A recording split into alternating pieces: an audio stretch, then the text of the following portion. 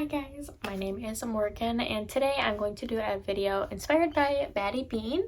It's a would I buy these palettes again video. It's kind of like using my prior knowledge of the brand but like pretending that these palettes came out today. So like I don't own this specific palette but I know the formula and everything like that. So I'm going to get into that. I also want to apologize in advance if this video seems choppy or anything. I do have a bird in the other room, so sometimes she screams, if you have heard in previous videos of mine, as well as my neighbors downstairs are full on yelling at each other right now, so that's fun. I literally reached into my eyeshadow palette drawer with my eyes closed and just grabbed like, I think 8 palettes, so I did it as randomly as I possibly could. So let's just get started. The first palette, this is the BH Cosmetics Lost in Los Angeles palette. It looks like this.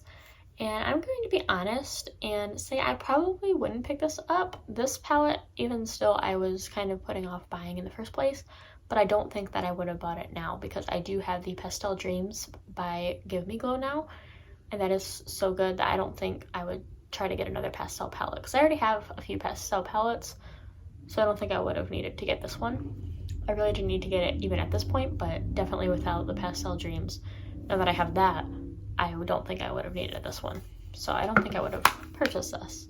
This is the Wet n Wild Nautical Nonsense palette. It was the SpongeBob collection. It looks like this, and I most definitely can admit that I got into the hype of it being SpongeBob, and that's why I bought it. This formula is not that great. Every look I've used with it, I kind of don't like it. And it's not a good idea, but I kind of want to try other Wet n Wild palettes to see if the quality is the same across the board, or if this just isn't good, like because it's limited edition and like a novelty. So I do kind of want to try other Wet n Wild palettes, but at the same time, I probably shouldn't if I don't like this one, but I probably will sometime. But yeah, I don't think I would have purchased this if I was smart about it, but I was kind of in like a treat yourself mood. I was like, no, I'm getting the SpongeBob palette, I don't care. But I knew from the beginning that I was only getting it because it was SpongeBob. But looking at the color story, if I like thought about it more and completely forgot that it was SpongeBob, I don't think I would have purchased this. The next palette is the Too Faced Pumpkin Spice. And this palette looks like this. Looking at this palette again, like I know it's very basic, but I would definitely buy this again. This palette is so pretty. I really love it. I love all the warm tones, but I also love the purples and the cool tones that are on this side. It's absolutely beautiful. I love this, and I do not regret buying this, so I would probably buy this again. This is the Huda Beauty Rose Gold Palette Remastered. Looks like this. And honestly, like looking at this palette, it's beautiful. I don't have that many warm tone palettes, but if I thought about it, I don't know. I like never want to wear a warm toned eye look, and I need to be better about it during like the winter because that's what I think of. I need to wear more bird tone looks.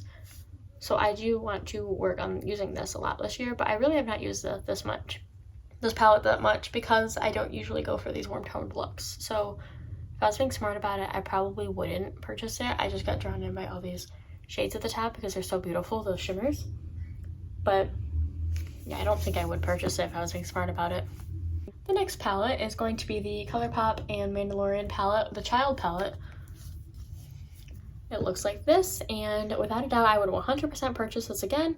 I have never watched The Mandalorian. I've actually never watched a Star Wars movie, but Grogu is so cute. I love him. I love Baby Yoda, and these shadows are my absolute dream. I love these colors. I love this. He's so cute. Would never not buy this. I swear this was random, but this is the Mandalorian palette. Like, I think it's literally just The Mandalorian by Colourpop. Kind of goes with it. Looks like this. And again, I haven't used this palette as much because it's newer, but I also would repurchase this. I love the cool tones with also the duochrome in there. Right there. I like this palette. I like the color layout of it. This is the NYX Ultimate Sprays palette. This one's pretty old. And looking at it now, this one's a little bit harder because with my collection now, I don't feel like I would have needed this, but this was actually my first rainbow palette and this got me into using colors more. So I don't want to say that I wouldn't buy it, but at the same time, with my current collection, as much as I hate saying it, I don't think that I would buy this palette today.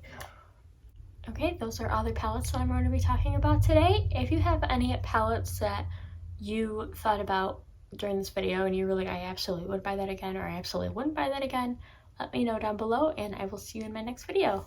Bye guys!